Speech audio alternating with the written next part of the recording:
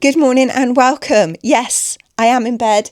Yes, this is slightly different to what I usually do, but there is a reason for it. I'm not just sat here being lazy.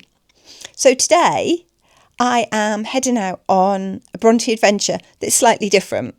I'm off to give a talk in Richmond in North Yorkshire. It's a beautiful place, Richmond. It's a proper North Yorkshire market town. It's got a cobbled marketplace with shops all around it, and it's on a hill, so you're either always going up or downhill. And as I'm thinking about wearing heels today, that might not be such a good idea. A bit like Haworth, heels and cobbles and heels don't mix. So I'm heading off there today to give this talk, and I thought, do you know what, why not take you guys with me? Why not show you a different side of Kate and what she does when she's not recording videos or being a mum or all the other things that we do as women. You can keep me company while I'm getting ready, and we will head off there today and give this talk on Branwell Brontë. A bit different because normally the talks I do are about the sisters, so I'm quite, I'm looking forward to this one today.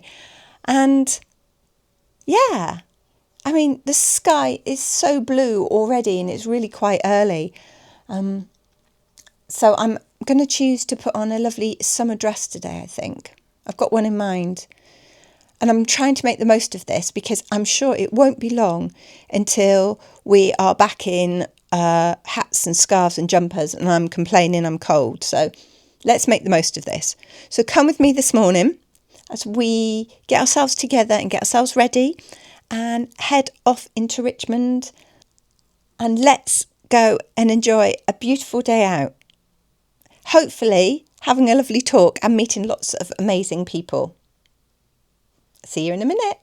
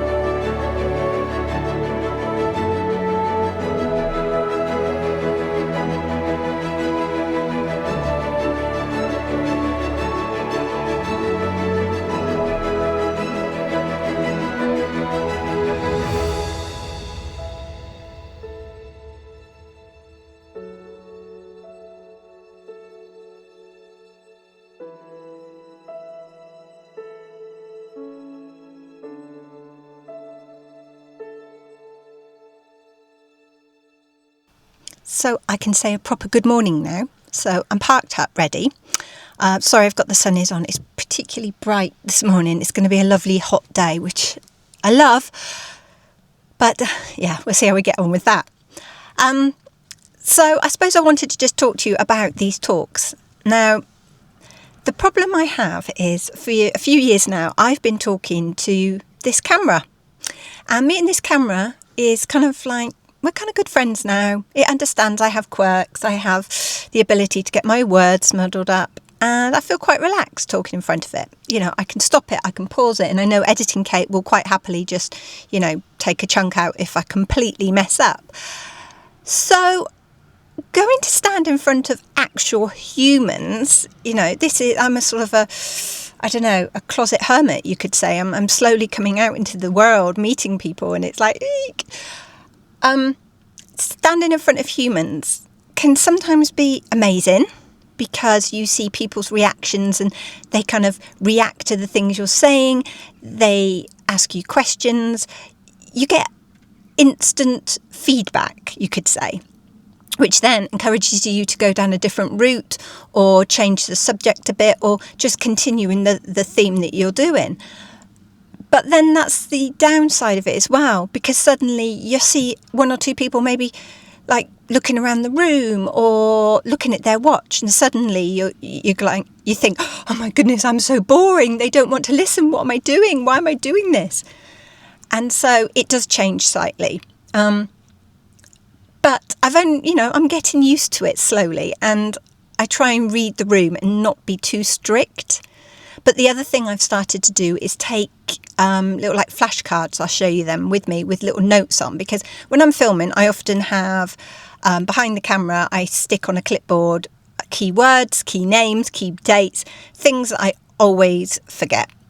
And so I kind of done the same with little flashcards, and it's just key words or a key date, just like I do when I'm filming, just to sort of keep me on track, because I have a habit, as you know, of going off on a tangent, which is absolutely fine when you're recording because you can cut it out.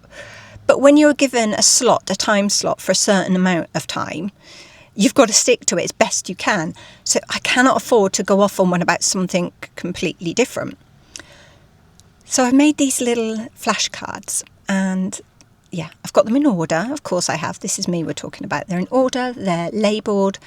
I've got different colours on them. So yeah, I'm pleased I've done that.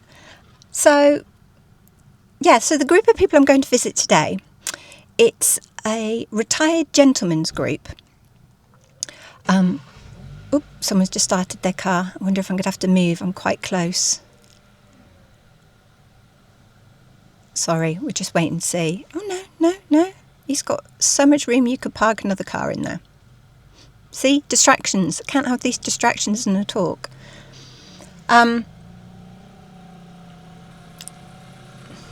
Thank you. I completely forgotten what we're talking about. Yes, so I'm in Richmond in North Yorkshire today, and I'm meeting a group of gentlemen. It's a retired gentlemen's club, and they meet every month or so, and they always have a talker in, and they've had every subject you can imagine. They've had Civil War discussions, they've had people coming in showing them how they make things, someone just talking about their life, and a friend of a friend said, oh, I know someone who knows about the Brontes, why don't you invite her? So they invited me along, so I'm very honoured. And I think it's called Probus, the Gentlemen's Club. I will check when I'm there. And yeah, I'm not sure how many it's going to be. I have got a PowerPoint display to go with this talk today, which I haven't had to do in the last few because they've been in churches where there's no facility for that. But it's nothing impressive. I'll give you a little show of what it is. It's nothing impressive. It's just sort of so they don't have to just stare at me the whole time, distract them with pictures. So I think I'm ready. I'm a little bit nervous, but nerves are good, aren't they? Because it means you're alive, it means you're aware, it means you take it seriously, it means you enjoy it. But I am going to be completely honest. The bit I absolutely dread is does anybody have any questions bit. because I am paranoid that somebody is going to say, can you tell me in what month did such and such a happen, and where is that recorded, and where is that record kept? And I'll just go blank.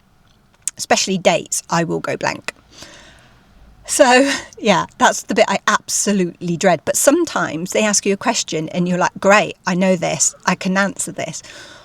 Oh, and it's an opportunity to go off on a tangent. So, you know, I love that, don't I? So I've got plenty of time. Again, that's the other thing about me.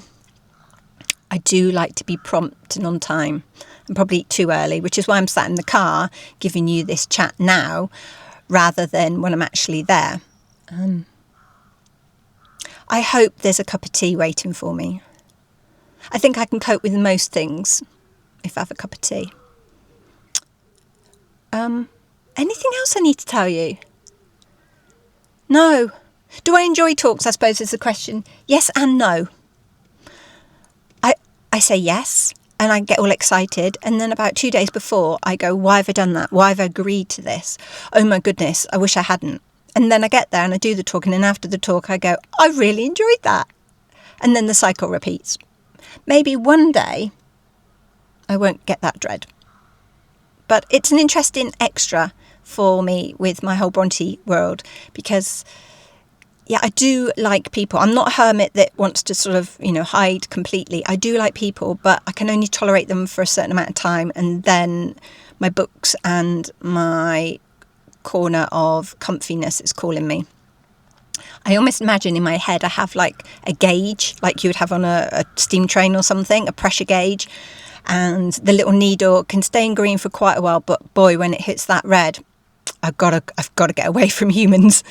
Cats, dogs, fine, but humans, no.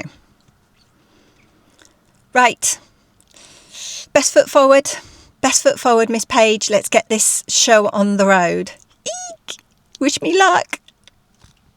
Oh, also, sorry, before I forget, I will ask, like I do everywhere I go, I always ask permission to film. But if for any reason they won't let me, I will catch up with you afterwards and tell you how it all went. See you soon. Bye. So I've arrived at Richmond Cricket Club, and this is the room where I'm going to be doing the talk today. So we're at one end of the room down here where all the chairs and tables are, and in a moment we're going to clear all the tables away and have lines of chairs. During the day it gets used for lots of events like this, clubs and social things, and then in the evening it becomes quite a social hub with people coming to watch the cricket, have a night out, or just generally have a party, which they are known for. I had to take you outside because it's such a beautiful day, and look at it, it's so warm. I can't get over how active those children are, it's ridiculous. So this is the PowerPoint display I put together. It's very basic, but it just gives the people listening something to look at other than staring at me. And it just helps the story along. So I thought I'd give you a quick glimpse.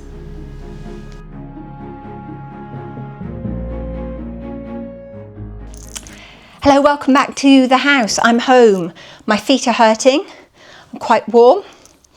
And I've just had a cup of tea, and I thought I'd sit down and have a chat to you about today's talk, because I didn't manage to film the actual talk itself, because when I got there I realised the layout of the room meant that where I could place the camera was going to be miles away. Obviously not miles, but it was going to be quite away from where I'd be talking, and so probably you wouldn't be able to see much anyway. So I decided also to live for the moment, not try and multitask too much, concentrate on what I was there for, so that I could give the gentleman of the group my undivided attention. So I put the camera away, and I'm glad I did, because it did make me fully focused on what I was doing. And but I just got a few shots of the surroundings for you to show you what it was like, and it was lovely. So the organisation is called Probus. So it's Professional Businessmen, Probus. And for retired gentlemen who meet up every month, they have lunch, they have a conversation, they have speakers that come in and talk about whatever the subject may be. And it sounds like they've had everything from, someone talking about war events to mountain rescue. It sounds like a really busy group.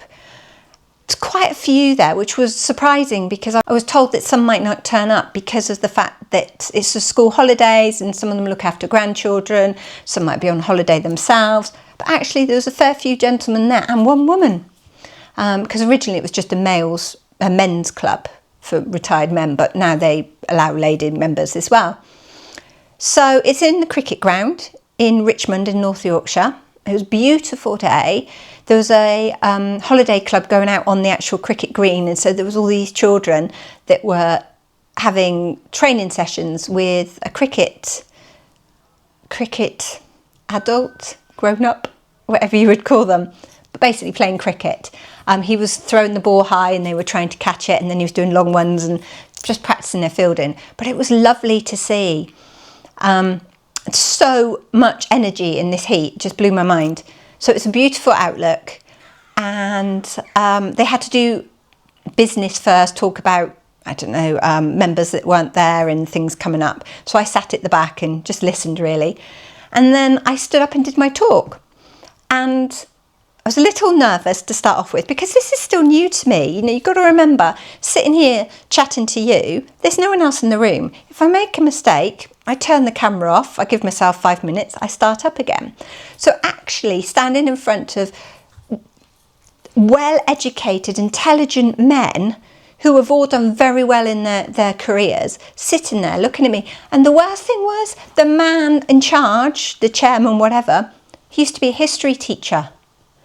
So I'm thinking, oh no, if anyone knows about the Brontes, it's going to be him. And I'm probably going to mess up dates. But I thought about that beforehand. So these are my flashcards, you could call them. They were originally in my daughter's school box because she uses them for revision cards, so that she can do revisions for end of school exams, end of year exams. So I made a load of these and I was very sensible, and I put numbers at the top corner so that if I dropped them I knew what order to go in. And I put green lines on so that I knew when to press the little button to make the screen change, because I did a PowerPoint display. I'll warn you, it wasn't impressive. It was very basic, but that's because I had to obviously put something together that wasn't overstimulating, because I want them to concentrate on me, but something to look at. The cat's just joined me now, and he's just found the sun and he's just sprawled out, bless him. Are you hot? Are you not going to talk to me? Hello, beautiful boy. Good morning, or afternoon even. Hello. So I had the cards, I went through, I clicked as and when the screen needed to be changed, and it just allowed me to also to refer to something, and it took the pressure off me, so I don't feel like everyone's staring at me all the time. It went really well. I got my flow okay. I find if I can get through the first sort of 5 minutes of getting into it, then it all just comes quite naturally to me. I practiced it beforehand because I'm good like that. I timed it as well. I was good like that. I've got some notes here to remind me what to actually say to you guys as well.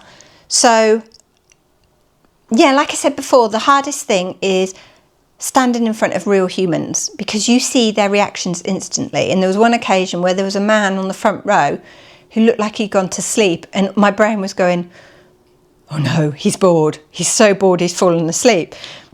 But then I said something and he nodded his head, so I realised he was listening so hard he closed his eyes. So to me that felt like a compliment. You respond to the audience. I made some reference about Reverend Edmund Robinson popping his clogs, and they giggled at that because no one expects you to use that phrase when you're talking about, death. I tried to keep it light-hearted. I was trying not to be like this highbrow professor style, because that's not me, is it? You guys know me. You know what I'm like. I get my words muddled up, which I did today, and I admitted it. I said, I'm terrible with words. So I try and be myself because I can't be a fake. I've always said that for my channel, but for real life, this is who I am. And guess what? If you don't like me, we don't gel, that's absolutely fine. But I'm not going to change for anybody. More than ever, that has been my new mantra. This is it. This is Kate. This is what you get. So yeah, I was aware of a time limit and I couldn't see a clock, and I had no way other than looking at my watch, which makes it really awkward because no one wants to sit there and go, you know. So I tried not to look at my watch, and I tried to go with the flow and trust my cards. Try to keep on topic and not go off on a tangent. That is really hard. But again, I found myself wandering, pull myself back, check the cards. If it's not on the cards, we're not discussing it yet. I was offered a cup of tea. Big thumbs up to Probus for that. But I was so hot by the time I got there because I'd been shuffling down the street in my high shoes that I just had a cold glass of water, and it was lovely. That's all I wanted by then. So thumbs up for cup of tea offer. We like that. Yeah, and of course the hard thing is you can't do a second take. You can't just say, oh, scrub that, we'll do that bit again. You know, it doesn't work like that. So that was something new. But this isn't the first talk I've done. I've done a few of them now.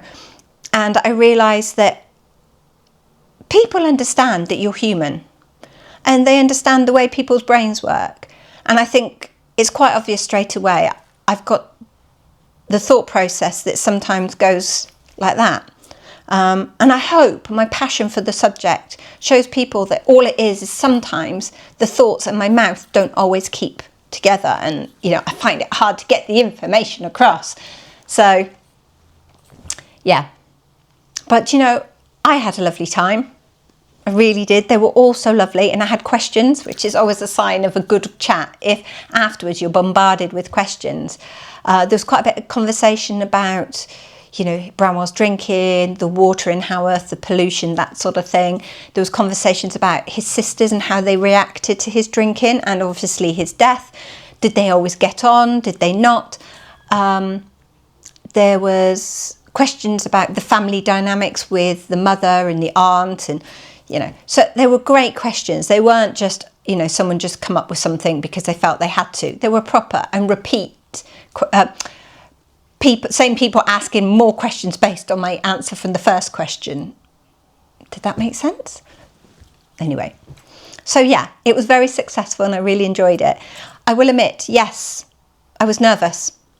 But to me, nerves are good. It keeps you on your toes. It means you're alive. It means you're feeling things. So yeah. 2,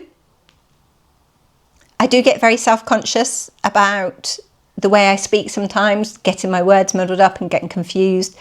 But like I said, this is who I am. The more I get to know myself, the more I realise, tough. And what else did I learn from it? You can never be too prepared. And charge. Make sure everything is fully charged. Your laptop, your microphone, your clicker thing, everything needs to be fully charged before you go. And it's okay to put your hands up and say, actually, did I mean that? No, I meant this. Admit your mistakes. Sometimes it's about the way you correct your mistakes that people remember rather than the mistake you actually made. So there we go. So do I have any more talks? I was asked, there was a lady there, the one lady that was there asked if I do talks for the WI. Now, do we all know what the WI is? If not, it's the Women's Institute. It's an organisation for women to meet once a month, and they talk about, they have talkers, they have demonstrations, they learn things, they have outings, it's a women's club. It's been going for quite a few years. You know, obviously they did a lot during wartime to help with the war effort. They very much did that, dig for victory, growing vegetables, making jams, which is kind of what it was the joke, jam in Jerusalem, because of the hymn, very much a Women's Institute thing. And this is still going on now to this day, especially up here in Yorkshire when you've got lots of villages and stuff, they have their own WI groups. And what happens is, if they find a new speaker, you often find that poor person gets shoved around to all the WI groups because they've been going for years and are always looking for, I was going to say fresh meat, but that sounds really bad, doesn't it? They're always looking for new talkers and speakers. And so she contacted me and said, would I be interested? And of course I gave her my number and said, any excuse to chat and have a brew. And also remember, if WI, think of all those cakes. I've got my head screwed on.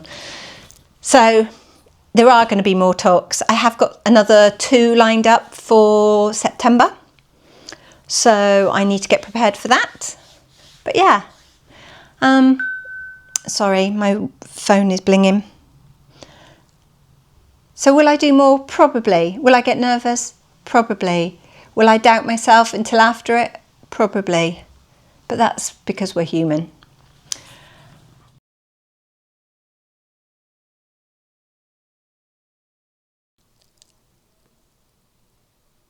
What's going on outside?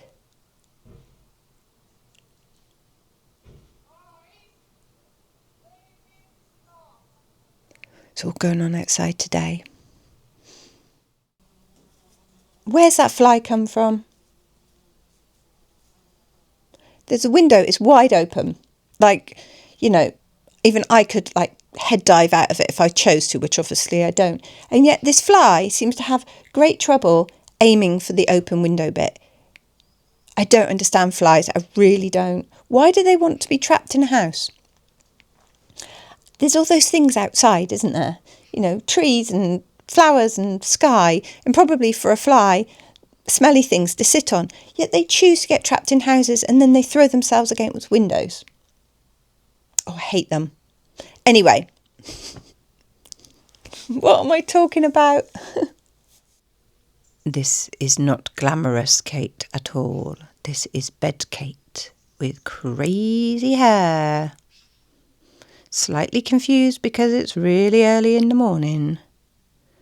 And I am not a morning person. I don't do well in the morning. And here comes the Ziggy.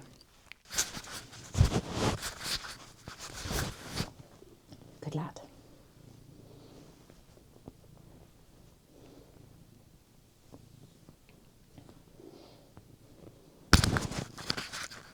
I've got Ziggy coming to visit me. Are you going to face that way, are you? No, you don't want to face the camera? Okay. That's okay.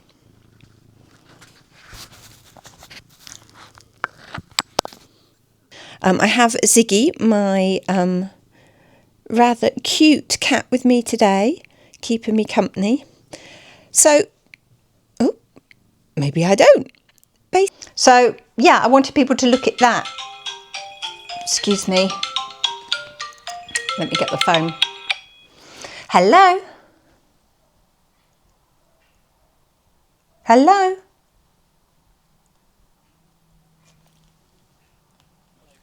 Oh, hello, yes. Oh, that's fine, because I'm not with O2, so yeah, block it. That's fine by me. Bye. He basically, some man on the phone saying, your SIM card with O2 is about to be blocked. We need to take action. I was like, no, block it. I'm not with O2. Fine. I don't care. Anyway. Or videoing.